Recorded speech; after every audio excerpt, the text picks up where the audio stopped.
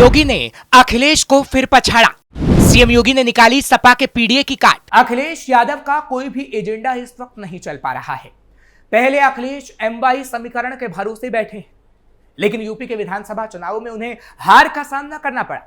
Akhilesh PDA समीकरण लाए, लेकिन उपचुनावों में वो धाराशायी हो गए और अखिलेश पूरी तरीके से हार गए। और एक बार फिर 2027 में वो पीडीए के भरोसे ही बैठे हैं। हालांकि उनका पीडीए कोई कमाल 2027 के विधानसभा चुनावों में कर पाए, उससे पहले ही योगी ने पीडीए की काट निकाल ली है। नमस्कार, कैपिटल टीवी देख रहे हैं आप, मैं हूं आपके साथ हर्ष भारद्वाज। उत्तर प्रदेश में 2027 विधानसभा चुनाव की तैयारियां जोरों पर हैं और भारतीय जनता पार्टी ने समाजवादी पार्टी के पीडीए यानी पिछड़ा दलित अल्पसंख्यक फॉर्मूले को काउंटर करने के लिए एक नया एक्शन प्लान तैयार कर लिया है। बीजेपी का यह कदम न केवल सपा की रणनीति को कमजोर करने की दिशा में है, बल्कि जातियों में बटे हिंदुओं को एकजुट कर अपनी जीत सुनिश्चित करने की कोशिश भी है। दरअसल उत्तर प्रदेश बीजेपी के लिए देश की सबसे बड़ी हिंदुत्व की प्रयोगशाला है। भारतीय जनता पार्टी ने विपक्ष, खासकर समाजवादी पार्टी के पीडीए फॉर्मूले को कूंद करने के लिए एक नई रणनीति अपनाई है। हिंदुत्व के ब्रांड बन चुके मुख्यमंत्री योगी आदित्यनाथ के नेतृत्व में बीजेपी अब महापुरुषों के नाम पर योजनाएं, संस्थानों का नामकरण और सम्मान देकर जातियों में बटे हिंदू समाज को एकजुट करने में जुट गई है। इस रणनीति के तहत बीजेपी ने न केवल सांस्कृतिक गौरव को बढ़ावा दिया है, बल्कि विपक्ष के जाति आधारित समीकरणों को तोड़ने की कोशिश भी कर रही है। हिंदुत्व के एजेंडे को मिलेगी धार। इसी कड़ी में बीजेपी की सहयोगी सुहेलदेव भारतीय समाज पार्टी 10 जून को बहराइच में सुहेलदेव राजभर विजय दिवस मनाने जा रही है। इस आयोजन में सुभाषपा अध्यक्ष ओम प्रकाश राजभर पूरी ताकत झोंक रहे हैं। कार्यक्रम में सीएम योगी आदित्यनाथ मुख्य अतिथि के रूप में शामिल होंगे और मंच से हिंदुत्व के एजेंडे को धार देंगे। 10 जून को महाराजा सुहेलदेव राजभर ने 11वीं शताब्दी में मसूद गाजी को हराकर सनातन संस्कृति की रक्षा की थी, जिसे विजय दिवस के रूप में मनाया जाता है। यह आयोजन राजभर समुदाय को एकजुट करने के साथ साथ बीजेपी के हिंदुत्व एजेंडे को मजबूत करने का एक बड़ा मंच साबित होगा। जातीय समीकरण को साधने की रणनीति। सीएम योगी ने अलग अलग जातियों और समुदाय के महापुरुषों के नाम पर कई योजना शुरू की है, जिनका उद्देश्य हिंदू समाज को एकजुट करना और सपा के पीडीए फॉर्मूले को कमजोर करना है। इन योजनाओं में शामिल है जीरो पॉवर्टी स्कीम और 17 नगर निगम क्षेत्रों नोएडा, ग्रेटर नोएडा में डॉक्टर भीमराव अंबेडकर श्रमिक सुविधा केंद्रों की स्थापना करना। इसके अलावा संविधान के अमृत महोत्सव वर्ष में बाबा साहेब भीमराव अंबेडकर समाज कल्याण छात्रावास पुनर्निर्माण और नवनिर्माण योजनाएं शुरू की गई हैं। वहीं लौह पुरुष सरदार पटेल के जन्मदिवस के लिए 75 में से 74 जिलों में प्रत्येक जिला को 50,000 रुपए और लखनऊ के लिए 5 लाख रुपए स्वीकृत किए गए हैं। साथ ही प्रत्येक जनपद में 100 एकड़ पर सार्वजनिक निजी सहभागिता के आधार पर सरदार पटेल जनपदीय आर्थिक क्षेत्र की स्थापना की जाएगी। दूसरी ओर संत कबीर और संत रविदास के नाम पर राज्य की उपलब्ध भूमि पर पीपीपी मॉडल के तहत संत कबीर वस्त्रोद्योग पार्क और संत रविदास चर्मोद्योग पार्क स्थापित किए जाएंगे। लखनऊ में भारत रत्न चौधरी चरण सिंह के नाम पर सीड पार्क की स्थापना भी होगी। प्रत्येक कृषि मंडी में माता शबरी के नाम पर कैंटीन और विश्रामालय की स्थापना होगी। 7 जनपदों वाराणसी, मेरठ, प्रयागराज, गोरखपुर, कानपुर, नगर, झांसी, आगरा में श्रमजीवी महिलाओं के लिए माता अहिल्याबाई होलकर के नाम पर हॉस्टल की स्थापना होगी और अय्या मेडिकल कॉलेज का नाम अहिल्याबाई होलकर के नाम पर रखा गया है। इससे समझा जा सकता है कि योगी कैसे सभी जातीय समीकरणों को साधने की कोशिश कर रहे हैं। पीडीए को चुनौती देने की योगी की रणनीति। 2024 के लोकसभा चुनाव में सपा के पीडीए फॉर्मूले ने बीजेपी को कड़ा झटका दिया था, जब सपा ने 37 सीटें जीती और बीजेपी 33 सीटों पर सिमट गई। इसके बाद से बीजेपी इस फॉर्मूले का तोड़ निकालने में लगी हुई है। पार्टी का मानना है कि हिंदुत्व और सांस्कृतिक गौरव के जरिए हिंदुत्व को एकजुट करके सपा के जाति आधारित समीकरण को कमजोर किया जा सकता है।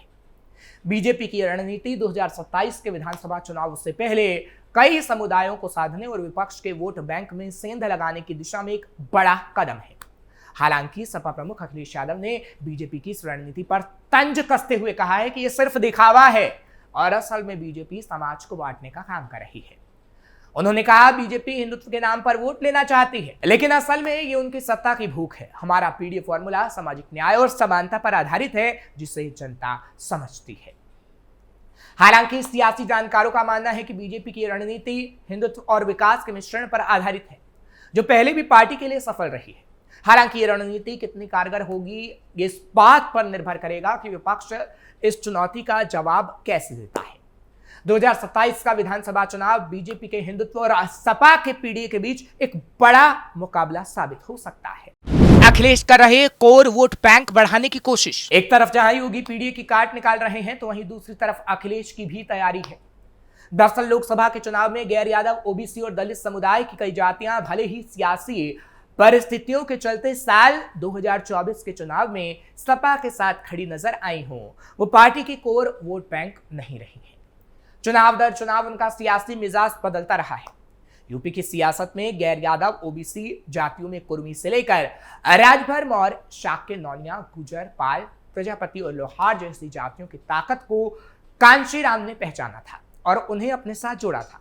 बसपा के सियासी तौर पर कमजोर होने के चलते ये तमाम ओबीसी जातियां बीजेपी के साथ खड़ी हो गई, जिसकी बदौलत बीजेपी यूपी में 2014 और 2019 के लोकसभा के साथ साथ 2017 और 2022 के विधानसभा चुनाव जीतने में कामयाब रही।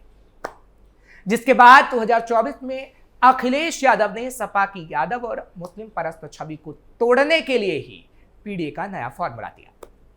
अब वही फॉर्मूला 2027 के लिए अखिलेश एक बार फिर लागू करना चाहते हैं। अखिलेश यादव को 2027 में यूपी में सत्ता में अपनी वापसी की उम्मीदें दिख रही हैं। लोकसभा चुनाव के बाद क्या सपा करेगी विधानसभा चुनाव में कमाल? सपा ने इस लोकसभा चुनाव में वोट शेयर और सीटों के लिहाज से अब तक का सबसे अच्छा प्रदर्शन किया। सपा ने 37 सीटों के साथ ही 33.59% वोट यूपी में हासिल किए हैं। पार्टी अपने इस प्रदर्शन में पीडीए रणनीति का अहम योगदान मान रही है। पार्टी ने पिछड़ों में गैर यादव, ओबीसी पर फोकस किया तो उसे अच्छा परिणाम मिल गया।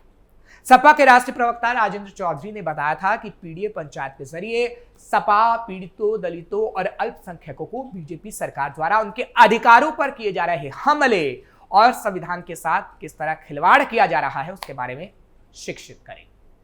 इस तरह से सपा तमाम ओबीसी जातियों को एकजुट करेगी और उन्हें अधिकारों के प्रति जागरूक करेगी।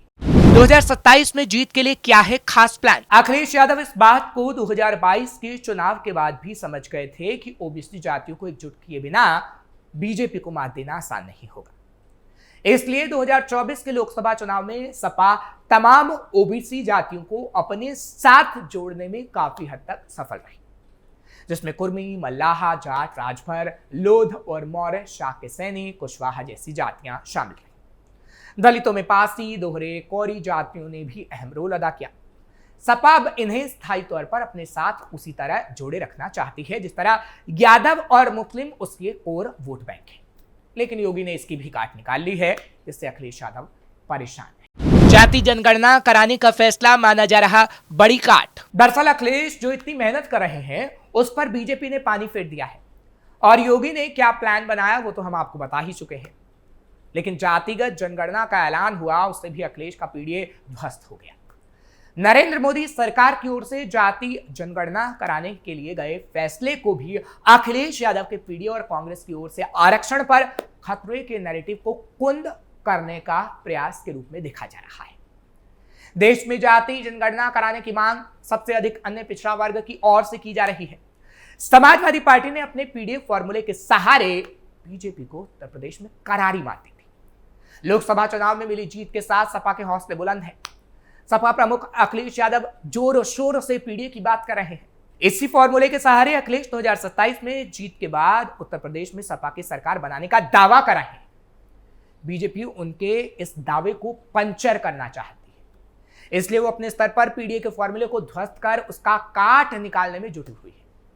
अब इस दिशा में सपा को कितना फायदा होता है और बीजेपी को कितना फायदा होता है, उसका पता तो हमें 2027 के उत्तर प्रदेश विधानसभा चुनाव के परिणामों में ही नजर आएगा। फिलहाल आपको ये खबर कैसी लगी कमेंट सेक्शन में जरूर बताएं। खबर को लाइक शेयर करें, कैपिटल टीवी को सब्सक्राइब करना ना भूलिएगा।